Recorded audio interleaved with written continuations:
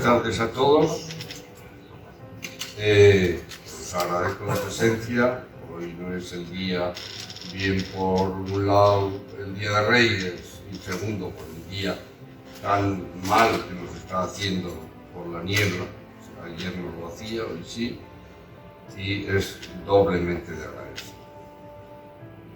Agradezco al Ayuntamiento de Sádaba también que nos haya facilitado este local, este acomodo. Es muy, sencillamente, por repetirme la palabra, es muy cómodo y la verdad que estamos muy a gusto. El teatro en España en el siglo de oro es el comienzo de un ciclo de conferencias que tenemos proyectado realizar a lo largo del presente año sobre diferentes aspectos de la vida en España, en Aragón, en Cinco Villas y en Sádaba en el siglo XVI. La verdad que este ciclo me produce doble satisfacción porque el teatro en Sádaba ha tenido una gran vitalidad desde hace mucho tiempo. No voy a citar a nadie, aun cuando Juan Ramón conoce a varios de Sádaba que trabajan con él, y eso es un honor para nosotros. Yo recuerdo esos dos cines teatros que teníamos en Sádaba, el cine y el Teatro Limón y el Teatro de la Usana. No sé si los más jóvenes os acordáis, yo sí. También, remontándome mucho y sin querer meterme con la gente actual, pues recuerdo a Ismael Cabero, recuerdo a María Jesús Machín, a Ana María Lizondo, a Aznárez, en fin. La verdad que todo este periplo al final desemboca en los Salesianos, que es una congregación religiosa con la que nosotros hemos tenido los de Sádaba especial vinculación y que el teatro han hecho una de sus señas de identidad. Y pasemos a hablar un poquitín de Juan Ramón. Juan Ramón Benaque es actor y director de teatro, es licenciado en Historia por la Universidad de Zaragoza y es profesor de Historia del Teatro en la Escuela Municipal de Teatro de Zaragoza y quien nos va a ofrecer la charla. Juan Ramón, pese a llevar 20 años sin actuar, se considera ante todo y sobre todo actor.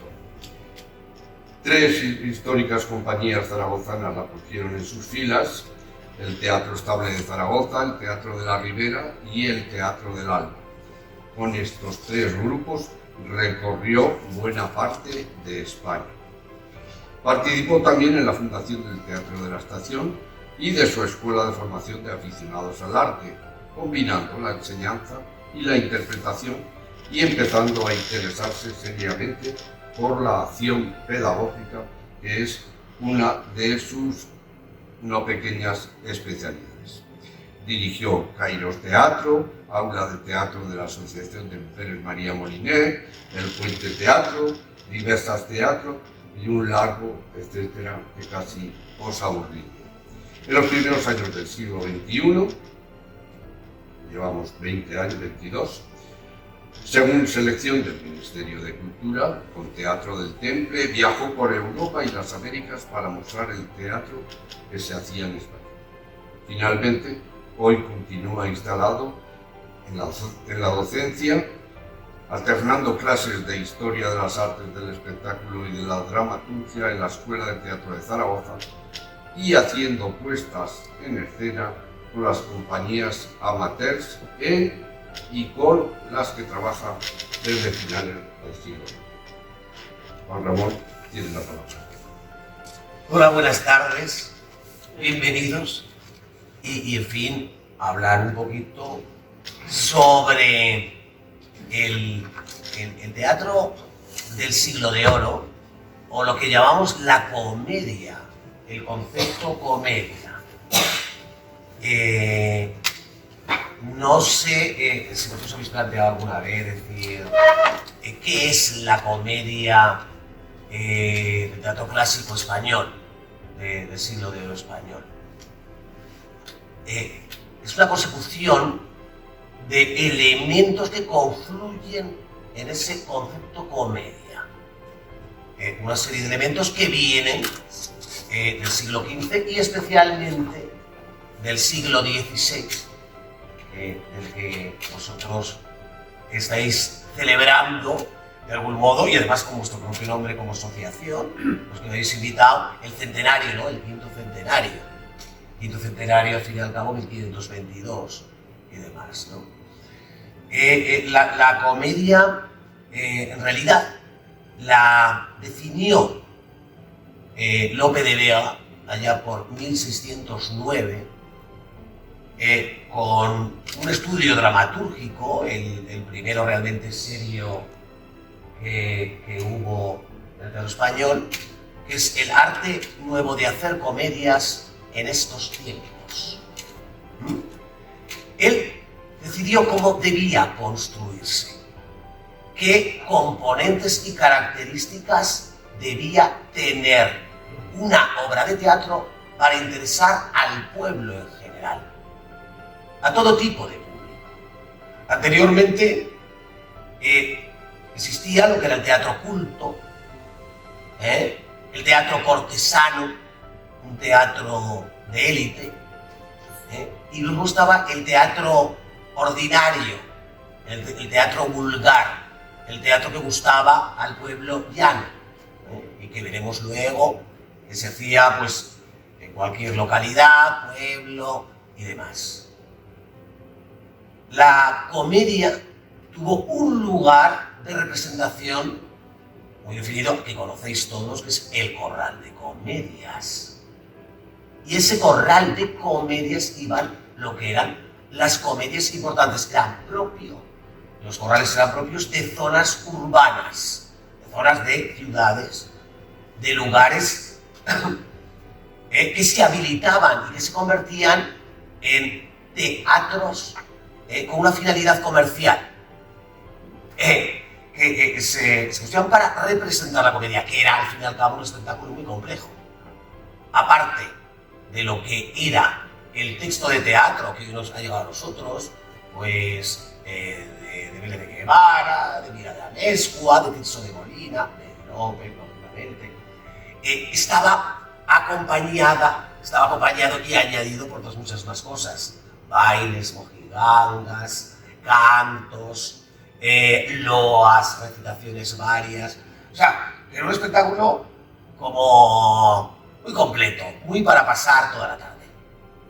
Dependía la hora también que se representaba y decíamos, bueno, vamos allí al ardor de la tarde en primavera y nos salimos del corral en cuestión a las 7 o las 8, ¿no? Cuando ya anochezca.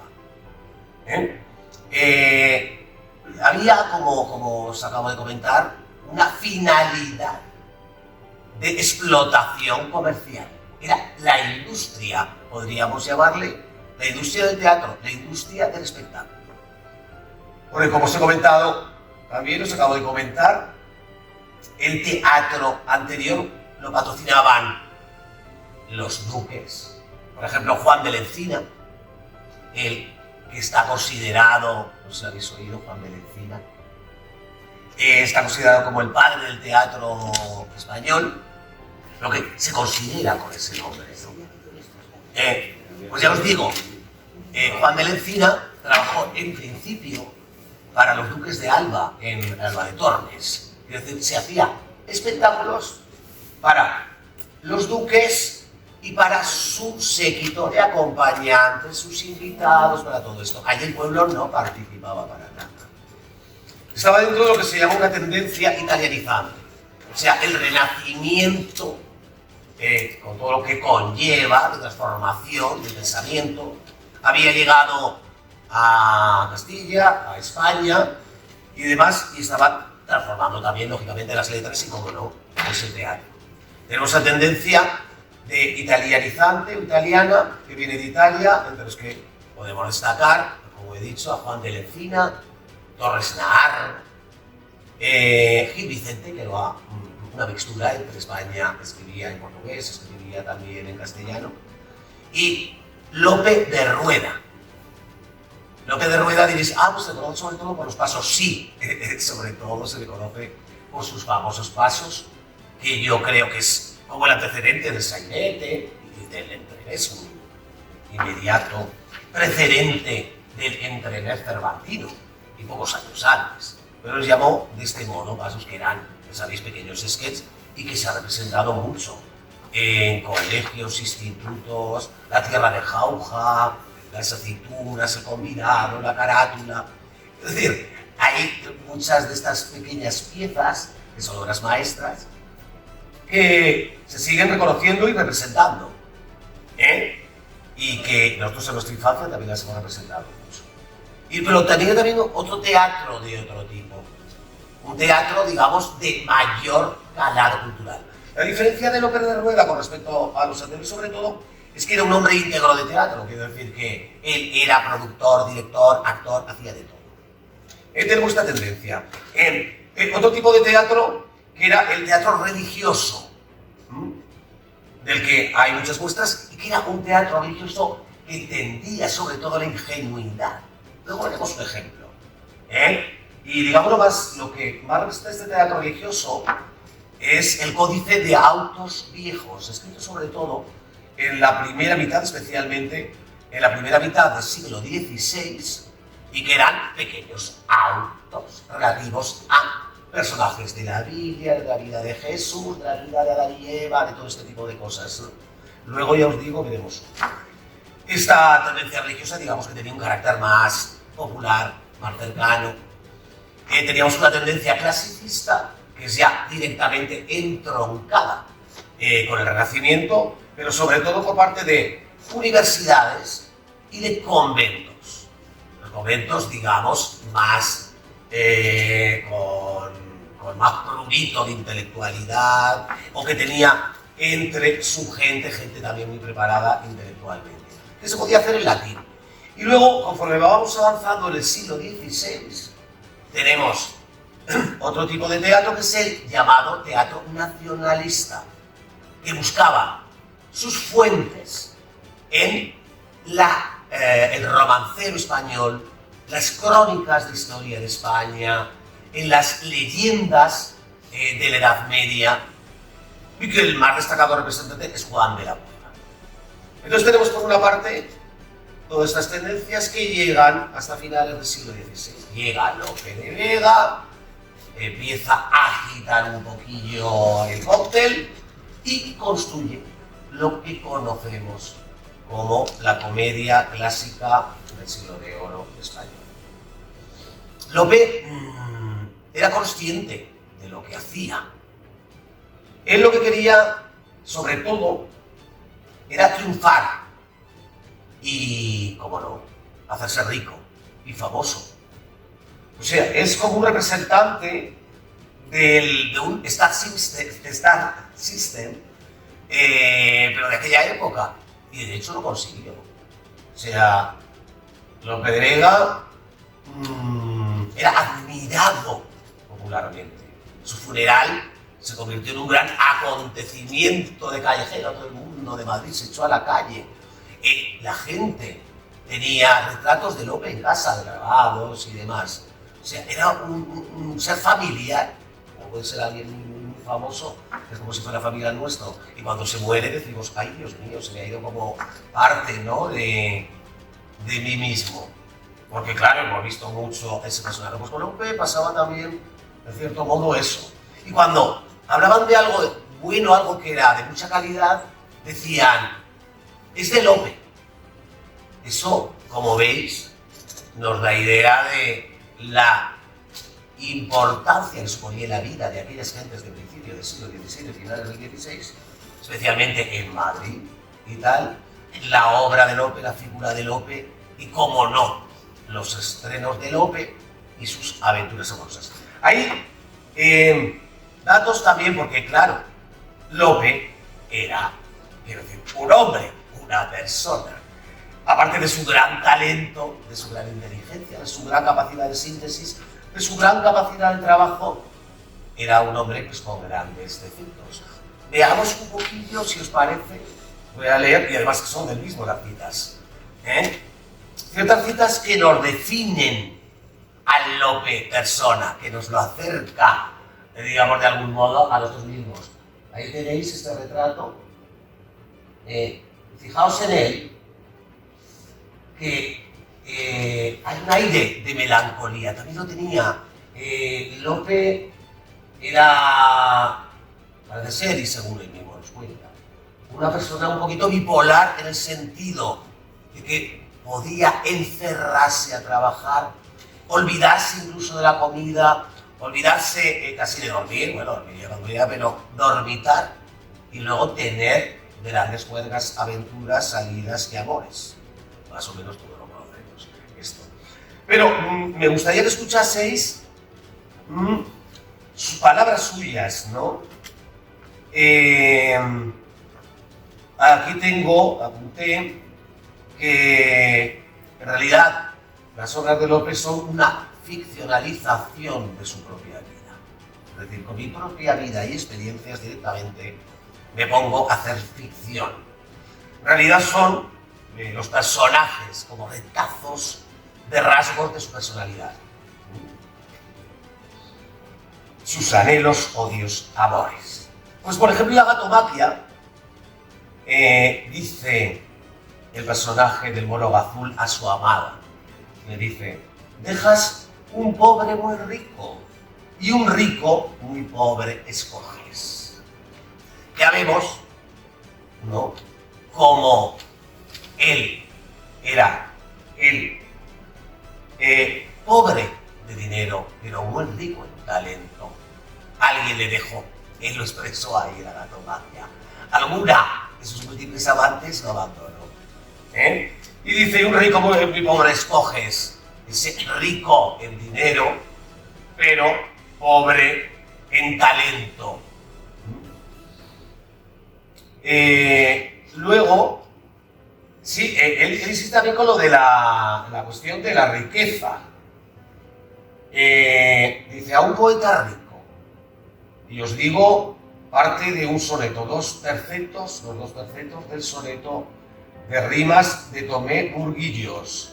Dice él, siempre con esta identidad que tenía y esta capacidad metafórica: blanco sea el cuervo y negros los jazmines, rompan ciervos del mar los vidrios tersos y naden por la tierra los delfines.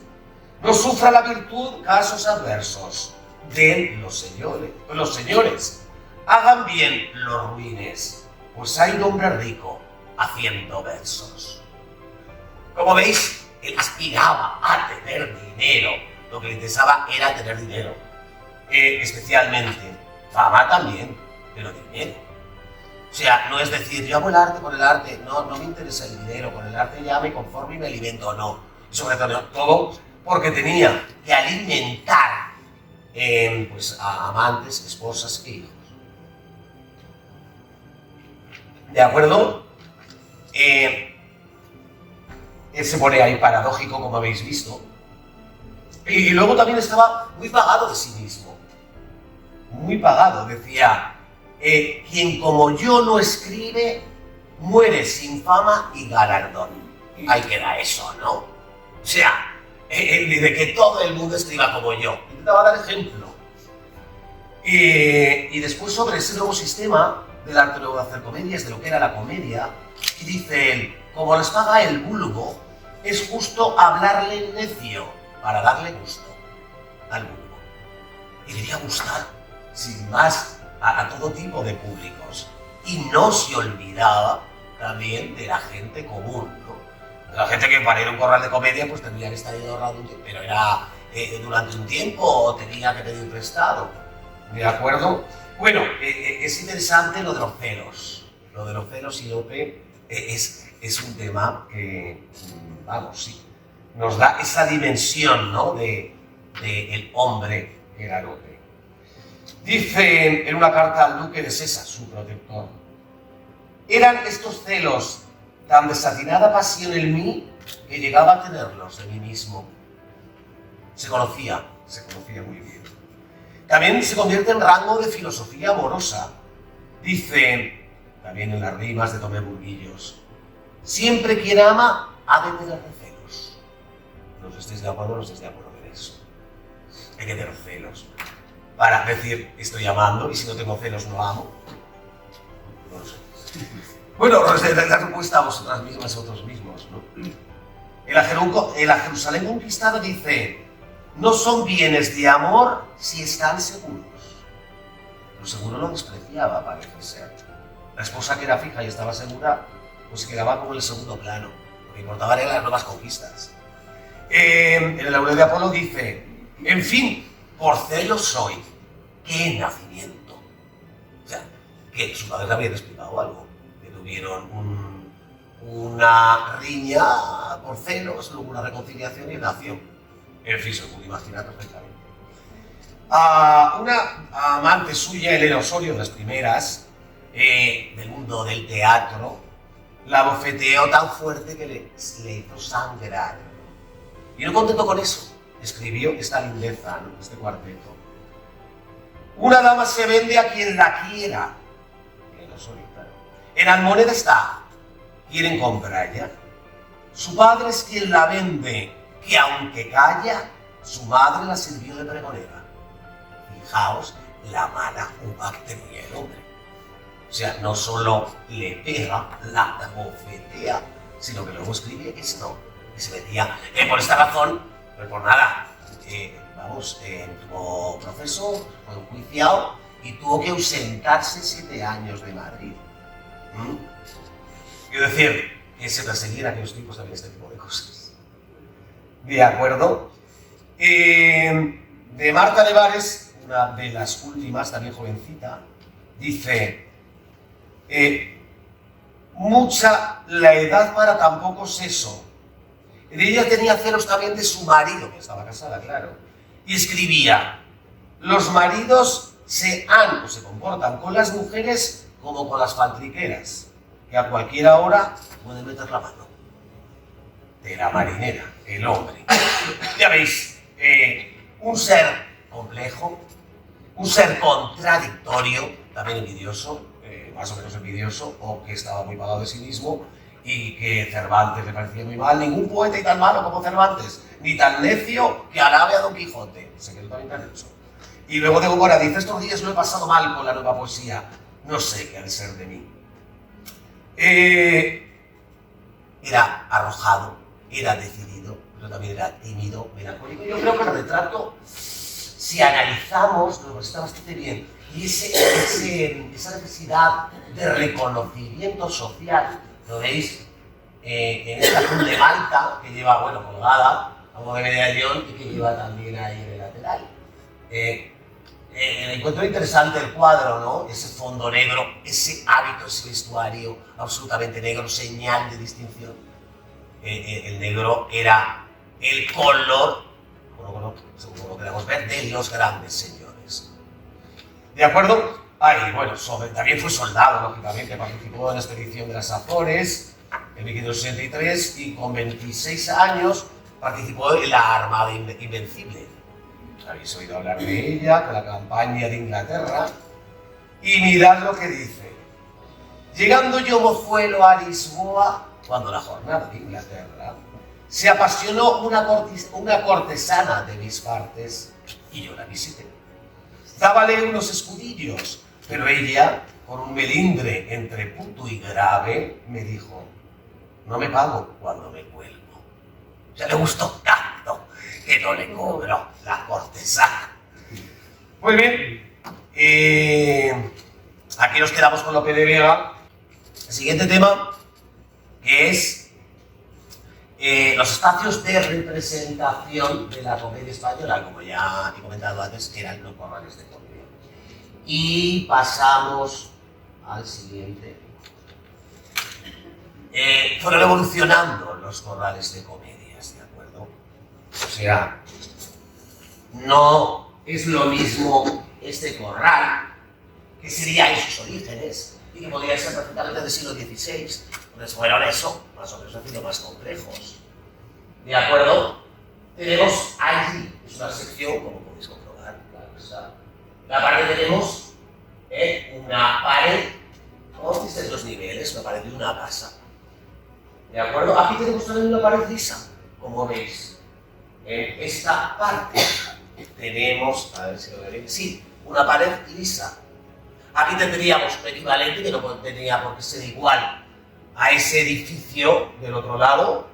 Y aquí tenemos ya lo que caracteriza al Corral de Comedias, en otra forma, que es un entramado, una estructura técnica. ¿Ok? Entonces tenemos lo que es realmente un patio interior. Corral en el sentido de patio interior, de casas. Una zona entre casas, ¿no? Ahí, como veis, habilitaban unas gradas, luego estos bancos de delante que se llamaban lunetas, y luego los niveles. Aquí vemos como galerías. Aquí está la zona de aposentos que corresponderían con habitaciones que solía comprar la cofradía, hermandad, la empresa, en cualquier caso, que montaba el tinglado y que era ya como lugar fijo de representación. Tenemos esta zona, que era una zona, digamos, más cómoda, primer piso, segundo piso, las ventanas, habitaciones, que se llamaban aposentos. Era el lugar, digamos, pues de más cómodo y donde se situaba la gente que al fin y al cabo, como en los palcos actuales, que tenía también una especie de traspalco, donde bebían champán, donde ligaban, donde tal, pues bueno, donde estaban, digamos, los señores fuera de la vista del público normal. Y arriba, en el último piso, que era más incómodo, se llamaba desvanes, ¿de acuerdo? Las gradas, y lo ponen también lunetas y demás. Bien, pasamos a la siguiente. Sigue el mismo esquema, pero digamos que se ha hecho un poquito más complejo. Y diréis, ¿por qué más complejo? En principio porque la ciudad de Granada también, que el escenario es un poquito más amplio. Importancia también de la cortina, que hablaremos quizás si tenemos tiempo de ella. Luego también la zona del entoldado. Tenemos ya un toldo para proteger especialmente del sol y de la lluvia. Más todavía del sol. Tenemos también este esquema, de acuerdo, de los aposentos. Tenemos las lunetas, que parece que hay muchas aquí. Y tenemos también la zona de mosqueteros, donde se colocaban los hombres. ¿De acuerdo? Imaginaos el alboroto que podía ser todo esto, ¿no? La gente por aquí delante, los mosqueteros, que silbaban, aplaudían, gritaban. Eran los que decidían, al fin y al cabo, los mosqueteros. Esos soldados de permiso de los tercios y que se reunían y gustaban también del arte de la representación. Pasamos a la siguiente. Tenemos bastantes imágenes. Ahí, como veis, digamos que toda la estructura escénica es un poquito más compleja, si no más amplia, sí en altura. ¿De acuerdo? Tenemos tres plantas. Se van también 9 nichos. Y en estas plantas, aquí no se ve tan claramente, quizá lo explique en otro caso, también tiene aquí una especie de saledizo, y aquí vemos también el arranque. Sobre todo lo que me interesaba de esta imagen era la cuestión de que veíamos la parte de abajo, que solía destinar a camerino de los hombres. Generalmente lo hacían los músicos. Los músicos también se colocaban en un lateral. Eso sí, teníamos los bailes, las canciones, las loas y demás. Pero sobre todo por la cuestión de los niveles, porque normalmente, y si recordamos el de Almagro, que no lo veremos, son 2 niveles, no 3. En el sentido que este era un teatro más complejo.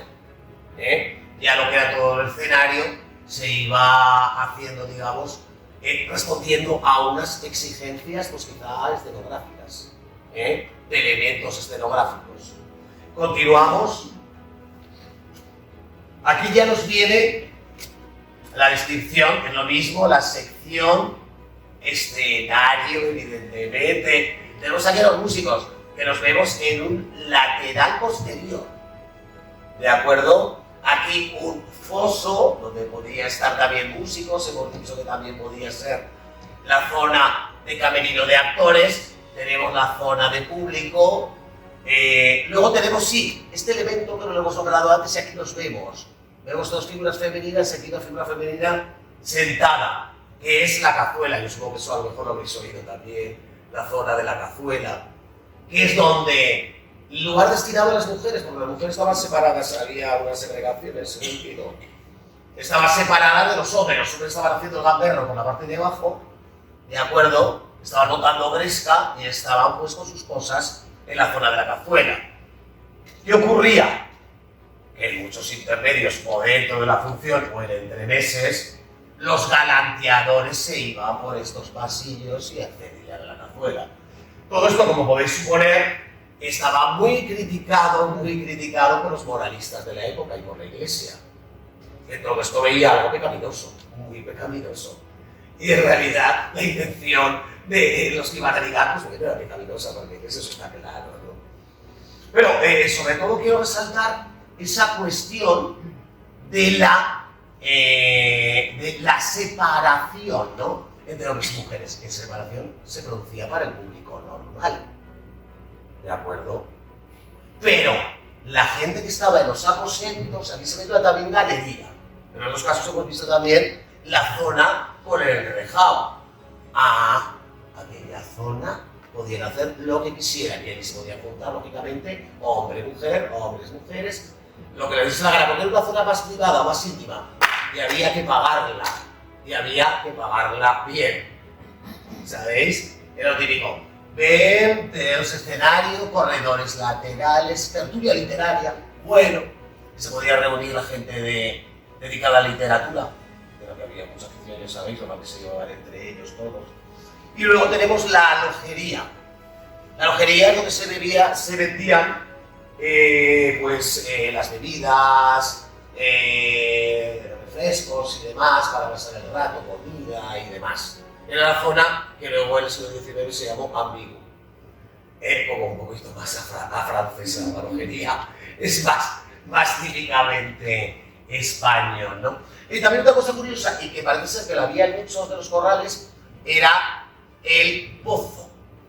Yo supongo que si tenían se sacaban agua directamente y ya está, y bebían. Pero había un pozo normalmente. En la imagen antes hemos visto también que había como... no se veía el pozo, como en este caso se ve, pero sí que se ve ahí con un tape y tal, donde... Pasamos al siguiente.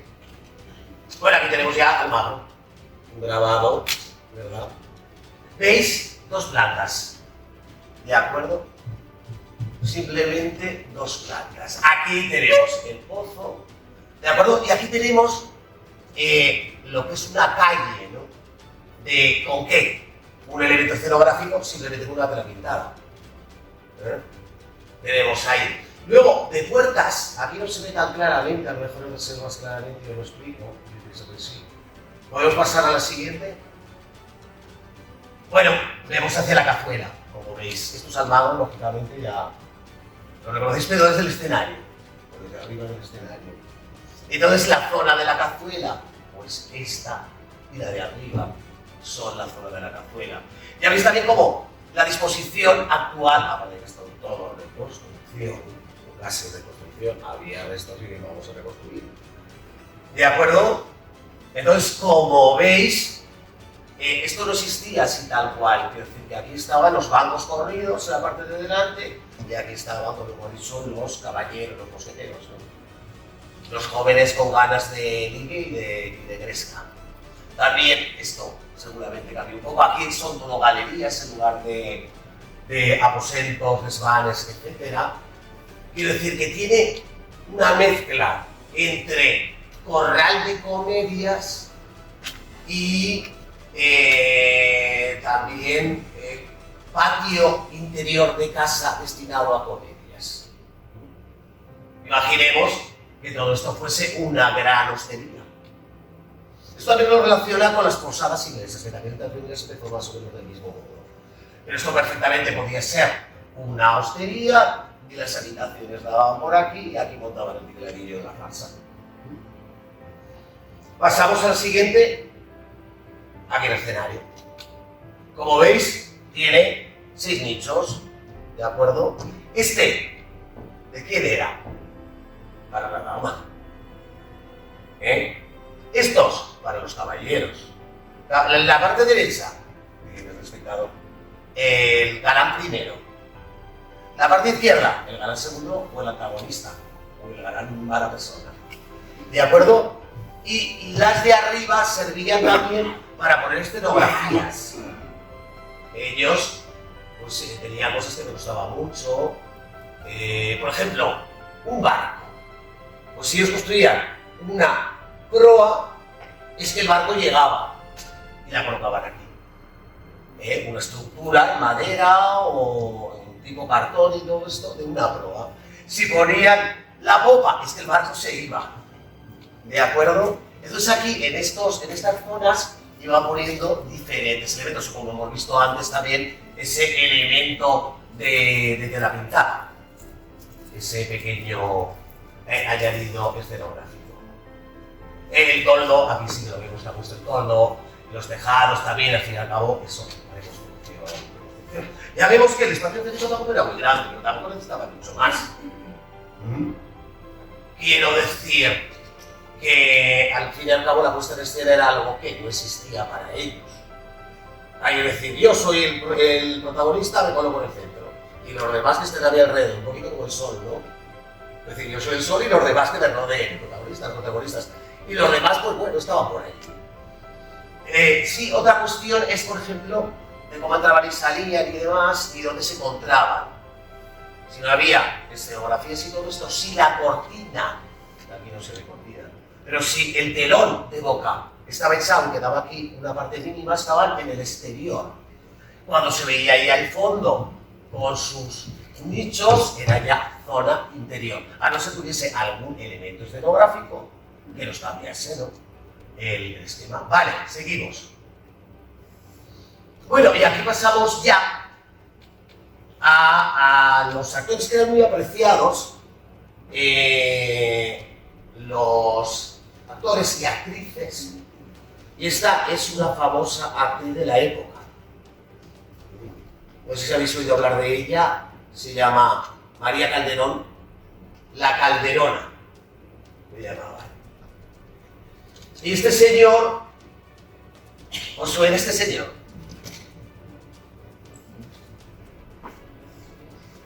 Es Felipe IV.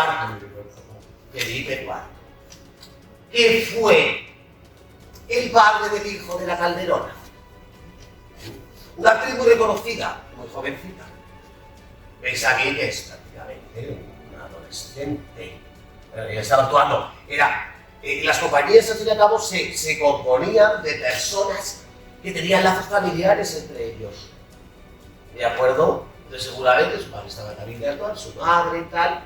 Y ya, pues muy jovencita, la conoció este espectador que era más joven que aquel. Debió ser hacia 1625, con lo cual tendría 20 años y a lo mejor tenía 14 o 15. Y tuvo un hijo y lo reconoció el rey, para la desgracia de la pobre desgraciada. Porque fue una desgracia que no reconocía. Porque dejó de ser actriz, famosa como era, y se la llevaron a dirigir un convento.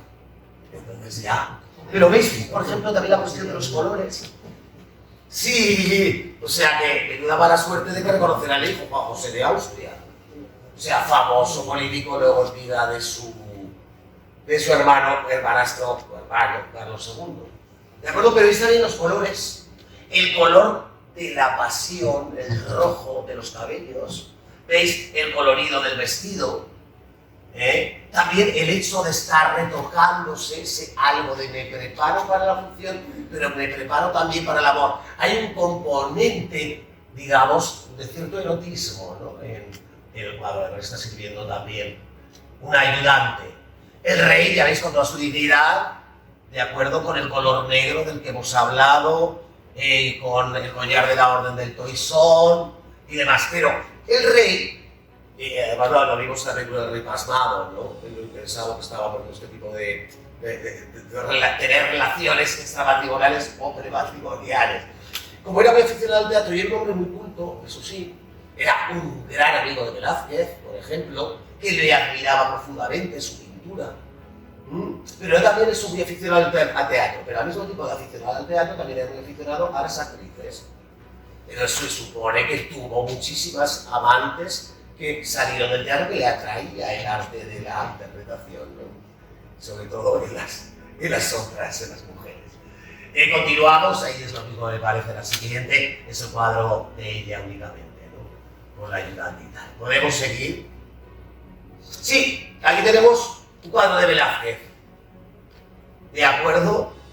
La teatralidad, que si lo he elegido también es porque estábamos en esa línea, estábamos con Felipe IV, y esta es Mariana de Austria, sobrina de Felipe IV y esposa, segunda esposa de Felipe IV, el rey que hemos visto. ¿De acuerdo? Si le he querido poner dentro de eso, de la cuestión de la familiaridad, ¿no? De la cuestión de esa familia, es por ese gran aparato y boato de la corte, en este caso española, del barroco. Hemos visto seguramente el cuadro en muchas ocasiones. Fijaos la teatralidad de esa gran tela que puede ser perfectamente un telón de teatro. La cuestión del pañuelo, que era algo también que para ellos significaba mucho llevar un pañuelo, no sé para qué lo utilizarían tanto. La cuestión del guardainfante, de ese gran vestido y esa gran peluca. Y sobre todo también la cuestión, ahí no sé si se verá bien, pero del maquillaje. Los visitantes extranjeros se asombraban de lo que maquilladas que iban todas las mujeres españolas, fuera de clase alta, fuera de la nobleza o fuera más o menos del pueblo llano normal, digamos día de hoy día más o menos de clase media, que se pudiera permitir. Se ponía la cara absolutamente blanca, bastante blanca, y luego mucho color. O sea, mucho rojo en la cara. Era al fin y al cabo un sentido, pues, el sentido que entonces tenían de la belleza, ¿no? ¿De acuerdo? Pasamos ya a la siguiente. Bueno, aquí tenemos a la misma. Esto nos dice ya la misma, pero unos años después, simplemente. Ahí era prometida, o acababa de casarse o se iba a casar la anterior. Aquí era viuda. Y regente, madre del rey. Esto sobre todo nos sitúa en la idea de lo que suponía la religión y lo que condicionaba la religión, y más todavía en el caso de las mujeres y de una viuda. Esta viuda, que va tan recatada, se decían las buenas y las malas lenguas, que era amante de Fernando Valenzuela y también incluso hacía lo que del padre militar, el duende de palacio que le llamaban. O sea, que la imagen teatral hacia afuera, pero de nuevo las cuestiones de los cortinones y demás. ¿De acuerdo? Pasamos al siguiente. Bueno, y aquí tenemos al actor más famoso de la época. ¿Qué os parece? Como veis, tenía que ser gracioso. La figura del gracioso es importantísima. La cuestión de él decía la gracia, el ser mínimamente deforme. Tened presente que en aquel momento, bueno, se llamaba Juan Rana, que ponía aquí. Cosme Pérez era su nombre. Pero el apelativo por más es que siempre salía una rana ya lo disqueba, ¿no? Con la ranita y ahí con esa especie de trabuco. Yo creo que él se deformaba, ¿para qué? Para hacer más gracia. Para tener un paralelismo con los bufones. Los bufones tan apreciados, conocemos todos los bufones pintados por Velázquez, ¿no? Eran personajes importantes, eran muy admirados. Y sobre todo se daría importancia a tres elementos, como a un triángulo, ¿no? La cuestión de la voz, del recitado, de las muecas de la cara y de los movimientos de los pies y las manos. Yo supongo que eso sería por influencia del arte, de que estarían haciendo cosas con las manos, con los pies y demás. La forma de interpretación, a ver, no sabemos exactamente, es por descripciones, pero no hemos visto ni nada. No les hemos oído actuar, evidentemente. Bien, esto en cuanto a los actores. Y pasamos, sí, al teatro ya popular, lo que está más allá de lo que eran los corrales de comedia de Sevilla, de Madrid, de Valladolid, de Granada, de las grandes ciudades de la monarquía. Aquí tenemos ya la plaza de un pueblo, esto es un gran actual, no sé. con unos bancos que han puesto ahí corridos, el tal, o sea, una forma mucho más sencilla y la plaza del pueblo como lugar de representación. Y de todos modos, quiero decir, hemos sido así, pues también se ha vivido, que en los años, principios de los 80 y tal, íbamos a sitios que tenían ahí el tabladillo, o tenían el remolque y venga, tira. Claro, que lo hemos vivido, ¿verdad? Venga, seguimos. Bien, otra imagen, un poquillo. Podemos decir que esta imagen corresponde a principios del siglo XVI, por el tipo de vestuario que llevan, que debe ser de otro país, como veis también, por los estilos de vestuario, por tipo de arquitectura y demás. Y nos muestra, pues, eso hablando de la farsa típico, ¿no? Con el teloncillo, de también teloncillo nos cambiamos y aquí montamos la escenita y ponemos esto por si se hace de noche o por lo que sea, ponemos ahí esas zonas de fuego para iluminar. Y ya veis también, yo creo que es interesante ver las zonas, las escenas de galanteo. Aquí hay, por ejemplo, dos que se están besando, como veis. Quiero decir que al calorcillo de la representación pues tenemos nuestros lances amorosos, nuestras cosas, podría haber alguien que robase, etcétera. Pues todavía un poco público, pero en fin, nos da idea, ¿no?, de lo que era en una zona rural una representación a principios del siglo XVI. Seguimos. Pero al fin y al cabo es una pintura, con lo cual nos cambia. Aquí estamos ante la comedia del arte. Comedia del arte que influyó en la comedia española del siglo de oro, desde luego, como en todo lo demás. Al fin y al cabo, de procedencia italiana y que siempre han sido músicos ambulantes. En el sentido también del comentario del cuadro, tenemos la zona del pueblo y la parte, digamos, noble de grandes ruinas romanas. El teatro en medio, enlazando, digamos, yo creo que había una intencionalidad por parte del pintor de enlazar lo noble con lo plebeyo. Y tenemos en medio esa escena de comedia del arte. Y ya veis, la gente es que siempre está de pie. Ya veía las funciones de pie y se quedaban ahí bien contentos, ¿no? Y que hacían otro tipo de cuestiones, no estaban pendientes, como podemos estar hoy de cualquier cosa de teatro y tal, estamos sentados, bien colocados y estamos más concentrados. Digamos que había una cierta dispersión. Seguimos. Mismo, pero siglo XVIII, finalmente es una pintura francesa. Seguimos. Y aquí empezamos con las agrupaciones, cómo se agrupaban en el siglo XVI, y sobre el final especialmente del XVI, pero también en el siglo XVI. ¿Y qué tipo de agrupaciones había? Son 8 catalogadas por un tal Agustín de Rojas, que hizo una crónica del teatro que se llamaba Viaje Entretenido, ¿de acuerdo? Y él las cataloga, las organiza en torno a 8 nombres. Aquí tenemos Compañía, y fíjate lo que representaban ser un grabado moderno de recreación en el Teatro de Almagro, ¿no? ¿No lo reconocéis?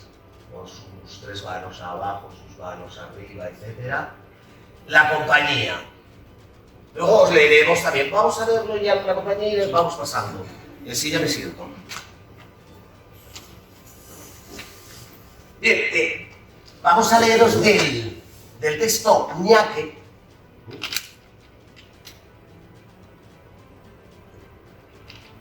Se queda la boca seca. Y más eso después de la comida, ¿sí? Y de hablar un poquito rápido, porque voy un poquillo rapidito y demás. Sánchez Sinisterra, autor de Ay Carmela, y también de este texto que tenemos entre manos que se llama Ñaque, que eso en realidad lo que escribe es a una agrupación teatral con 2 personas, 2 hombres. ¿De acuerdo? Estuve investigando, entonces hice una dramaturgia en torno a esos textos menores del siglo XVI. Esos textos populares, esos textos de derribo, diríamos, de restor de serie, de lo que era anterior a lo que es la comedia. Entonces hizo un popurrí, aportaciones suyas y entremeses, loas, descripciones de compañías, de agrupaciones de tal que aparecían en el viaje entretenido de Agustín de Rojas, ¿de acuerdo? Y él lo refleja aquí. Digamos que hay un rango y vamos a ir desde lo más importante entre las agrupaciones teatrales, que es la compañía, hasta la más mínima expresión, que es el bululú, y que es solo una persona. Entonces, como lo tenemos aquí perfectamente descrito, y resumido y concentrado, vamos leyendo. Yo leo una, Javier, que participa también en este montaje, lee el montaje de Iñaki, es actor, yo en este caso director, de acuerdo, yo leeré lo del otro personaje, que es Solano. Y dice así, y estamos en compañía. En las compañías hay todo género de gusarapas y baratijas. Hay gente muy discreta, hombres muy estimados, personas bien nacidas y aún mujeres muy honradas, que donde hay mucho, es fuerza que haya de todo. Traen 50 comedias, casi nada, 300 arrobas de hato, 16 personas que representan, 30 que comen, uno que cobra y Dios sabe el que gusta. Son sus trabajos excesivos, por tener tantos papeles que estudiar, no me extraña, 50 comedias, ensayos tan continuos y gustos tan diversos. Farándula. Aquí es también comedia, lo que es compañía de comedia, como veis ahí hay mucha gente y tal y demás, y se ve como más despliegue de una fotografía que montaje. Pasamos a la farándula. Adelante. Farándula. Farándula es víspera de compañía. Traen 3 mujeres, 8 o 10 comedias, 2 arcas de hato y caminan en muros de arrieros y a veces en carros. Entran en buenos pueblos, tienen buenos vestidos, con plumas en el sombrero. Comen apartados, hacen fiestas de corpus a 200 ducados y viven contentos. Digo los que no son enamoradizos, porque los hay que enamoran por debajo de los sombreros. Bojiganga. En la bojiganga van 2 mujeres y un muchacho, y 6 o 7 compañeros. Estos traen 6 comedias, 3 o 4 autos, 5 entremeses y 2 arcas. Una con el acto de la comedia y otra de las mujeres. Comen bien, duermen todos en 4 camas, representan de noche y las fiestas de día. Cenan las más de las veces ensalada, porque como acaban tarde la comedia, hayan siempre la cena fría. Son muy dados a dormir de camino debajo de las chimeneas, o si acaso están entapizadas de morcillas. Seguimos con el Garnacha. Garnacha. Garnacha son 5 o 6 hombres, una mujer que hace la dama primera y un muchacho la segunda. Llevan un arca con 2 sayos, una ropa, 3 pellicos, barbas y cabelleras y algún vestido de mujer. Estos traen 4 comedias, 3 autos y otros tantos entremeses. El arca en un pollino, la mujer a las ancas gruñendo y todos los compañeros detrás arreando. Están 8 días en un pueblo, duermen 4 en una cama, tienen el vino por adarmes, la carne por onzas, el pan por libras y el hambre por arrobas. Cambaleo. Vamos para abajo, como veis, cada vez hay menos. Cambaleo es una mujer que canta y 5 hombres que lloran. Traen ya solo una comedia, 2 autos, 3 o 4 entremeses y un lío de ropa que llevan a la mujer a cuestas y a ratos en sillas de manos, como hicimos este y yo cuando nos juntamos con Martinazo. ¿Te acuerdas? Y tanto que me acuerdo. Representan en los cortijos por una hogaza de pan, un racimo de uvas y una olla de berzas. Pero los pueblos cobran a 6 maravedíes, pedazo de longaniza y lo que les venga. Están en los lugares 4 o 6 días, alquilan una cama para la mujer y para los demás el pajar es su habitación eterna. Gangarilla. En la gangarilla van 3 o 4 hombres, uno que sabe tocar y un muchacho que hace la dama. Hacen el auto de la oveja perdida y 2 entremeses de bobo. Tienen barba y cabellera, buscan saya y troca prestadas y algunas veces se olvidan de devolverlas. Cobran a cuarto pedazo de pan, huevos, sardinas y todo género de zarandajas. Cuando pueden, comen asado y beben su trago de vino. Duermen en el suelo, caminan a menudo, representan en cualquier cortijo y siempre llevan los brazos cruzados porque jamás cae capa sobre sus hombros. Ñaki es el nuestro. ñaques, 2 hombres, que no llevan sino una barba de zamarro, tocan el tamborino y cobran a ochavo. Estos hacen un poco de un auto, un entremés, y dicen unas octavas y 2 o 3 loas. Estos no hacen comedia, como vemos, y otros tampoco, los anteriores. Viven contentos, duermen vestidos, caminan desnudos, comen hambrientos. Espulgarse en verano entre los trigos, y en el invierno no sienten con el frío los viejos.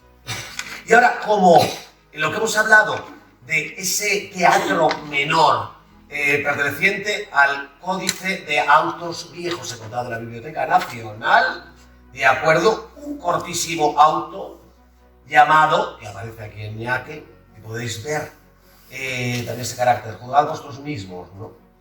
Se llama El auto de sacrificio de Abraham, y dice el personaje, entonces salgo yo, vestido con una sábana, y empiezo la obra que era el auto de sacrificio de Abraham. Y va. Fuente de sabiduría, Dios eterno, mi creador, suplícote, Redentor, que en tan soberano día me favorezcas, Señor. Pueblo cristiano quisiera tener tal habilidad que de lo que se os propusiera se siguiera utilidad con que mi Dios se sirviera. Mas con mi torpe decir, os declararé al momento nuestro auto y su argumento. Solo les quiero pedir que esté cada cual atento. Y es que los que aquí saldrán para hacer a Dios servicio, aquí le recitarán aquel grande sacrificio del patriarca Abraham. De cuando Dios le mandó que a Isaac sacrificase, y él luego le obedeció, y un ángel Dios le envió, y un carnero que inmolase. Por la importancia de la religión que hay en todo esto, en estos actos, ¿no? Y continúa ahí el personaje. Y estaba yo en estas cuando sale Ríos haciendo la Sara, su mujer de Abraham, mal cubierta las barbas con un velo y la voz no mucho femenil. Estamos en un día. Y la voz no mucho femenil. Señor mío, ¿dónde estáis? Abraham, esposo amado. Entendí de risas al muerto y no pude continuar. Y el Ríos le hizo reír mi risa y también se atragantaron los versos. Y el pobre vulgo no sabía lo que estaba sucediendo. Pero es el caso que al fin me sujeté y pude continuar. ¿Qué es lo que mandáis, mujer? Saber en qué os ocupáis, que acá afuera os apartáis y no os he podido ver. Pensaba cómo a los dos nos quiso dar Dios tal hijo, siendo tan viejos, yo y vos. Dios a la vejez Dios, gran descanso y regocijo. A Isaac, ¿dónde le tenéis? Adentro mamando está, que es un gran gozo, miradle. Pues llegado el tiempo es, siendo ya mozo bragado, en que habrá que destetar. Señor, si es tu voluntad, yo lo destetaré de grado. Aunque quitalle el mamar, sabe Dios cuánto me cueste, que me temo a de llorar.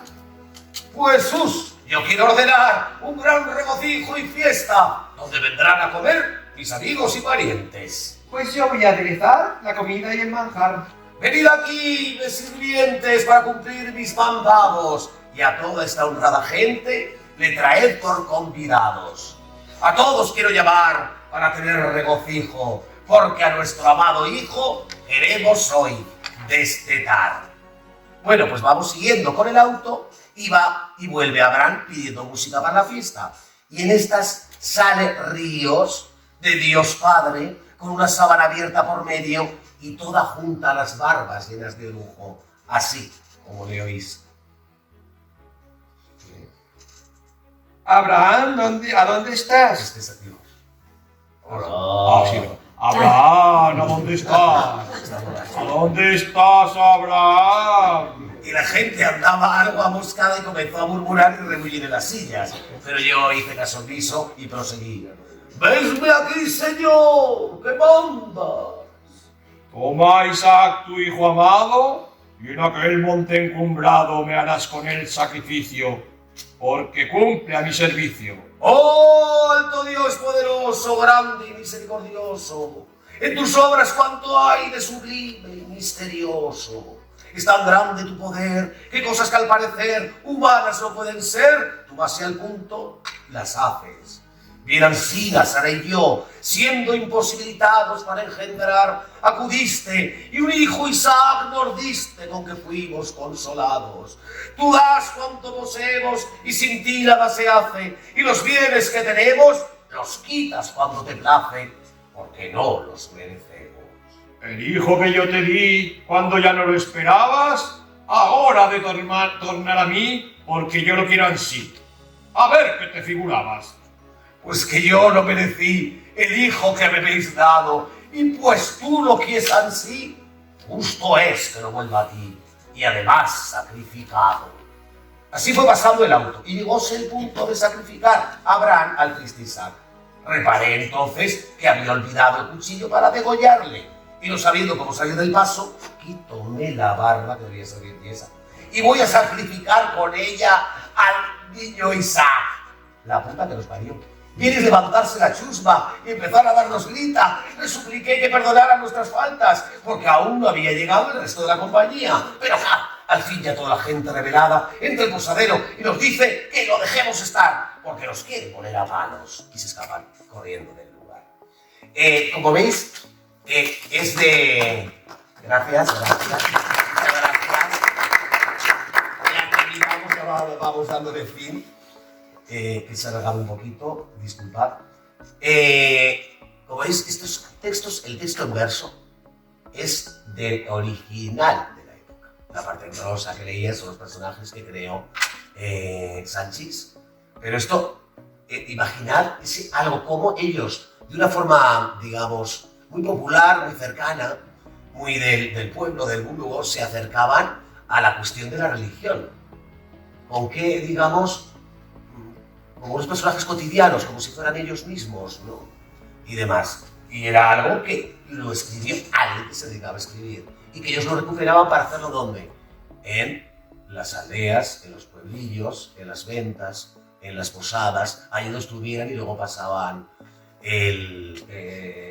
la gorra. ¿De acuerdo? Era el tipo de teatro que se hacía en las zonas rurales. Y estábamos en el ñaque. Y ya terminaremos ahora con el Bululú, que es la forma genial. Como veis, este es el auto del sacrificio de Abraham del monte Gilsea.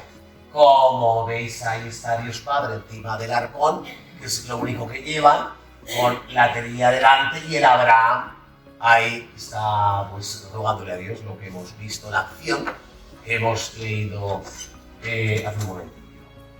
Y ahora pasamos al último, que es el Bululú, que lo escribimos. Y con esto terminamos, que es la expresión más simple, más sencilla, que es un hombre solo que va rodando por los caminos de la geografía española, el Bululú. El Bululú es un representante solo que camina a pie y pasa su camino, y entra en un pueblo. Habla con el cura y le dice que sabe una comedia y alguna loa, que junte al barbero y al sacristán y se la dirá, porque le den alguna cosa para pasar adelante. Y se juntan estos y alguna gentecilla más en una casa, y él se sube sobre un arca y va diciendo: ahora sale la dama y dice esto y esto, y así va representando él solo, y el cura pidiendo limosna en un sombrero, y junta 4 o 5 cuartos, algún pedazo de pan y escudilla de caldo que le da el cura, y con esto sigue su estrella y prosigue su camino hasta que haya remedio. El Bululú. Vale, ya lo que hemos terminado, alguna especie de conclusión, ¿no? Como habéis visto, lo que quería, mi intención, es mostrar, o ha sido, mostrar que no todo eran esas comedias importantes, no todo era pues la dama boba, o la vida es sueño, más complicado todavía, o Fuente Ovejuna, que se representaba en los corrales de comedias. Bueno, y algunas también fueron los corrales de comedias en el Parque del Retiro mismo cuando eran cortesanas. Sino que había otro teatro más allá de lo que era la compañía e incluso la farándula, que era ese teatro menor, ese teatro cohesivo, en el sentido de miscelánea, en el sentido de coger elementos de aquí, de allá, de acullá, y hacer una especie de mezcolanza para atender a la gente que era más desatendida en todos los sentidos, a la gente campesina de los pueblos, a la gente menestral, a todos esos olvidados. Ellos al mismo tiempo también eran unos olvidados. Y lo que nos ha llegado sobre todo y ante todo, también esto por lo de Ñaque, que fue esa recuperación de ese gran dramaturgista, no dramaturgo, como dramaturgo también es bueno, pero yo creo que es mejor casi como compositor de una comedia, a que compuso una comedia, y de Vázquez Sanchís, ¿de acuerdo? Pero que han sido, digamos, como los olvidados, ese tipo de gente. Y hemos querido recordarlos en esta parte y sobre todo crear ese algo, esa doble vertiente de ese teatro que existía en el siglo XVI para el pueblo, continuó en el XVII y en el XVII apareció el teatro de lo que llamamos comedia española. Es el mensaje que sobre todo os quería trasladar, de esa idea que puedo decir, pues no me interesa nada, pero bueno, ¿qué vamos a hacer? Y aquí termino, ¿de acuerdo? Entonces yo os agradezco profundamente ese esfuerzo que habéis hecho y sobre todo el hecho también de vuestra presencia aquí sobre un tema que es un poquito árido, lo sé, pues contribuir a esa dinámica, a ese esfuerzo, ¿no?, que hace la Asociación Quinto Centenario de Sálava, creo que lo he dicho bien, correcto el nombre, ¿vale? Y que, en fin, vuestra presencia también apoye a la asociación y de paso, muy bueno, es decir, pues si me entero o saco una ideita más o menos.